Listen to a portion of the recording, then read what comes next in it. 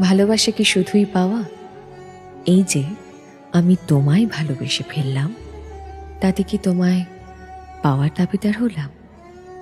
হয়তো না, হয়তো কেন, নাই তো। গোপনে ভালোবেসেছি, গোপনে তোমায় পেয়েছি তোমার অজান্তে। না পাওয়ার মাঝেও যে এতটা ভালো লাগা থাকে, কই আগে তো জানতাম না।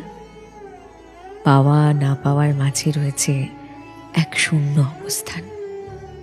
ভালোবাসি, ভালোবাসি সেই শূন্যতাকে, যেখানে নেই কোনো ইচ্ছে, নেই কোনো দাবি, নেই কোনো প্রতিদ্বন্দ্বিতা, নেই তোমাকে হারিয়ে ফেলার ভয়। যেখানে আছে শুধুই শান্তি, পরম ভালোবাসার এক অদ্ভুত শান্তি।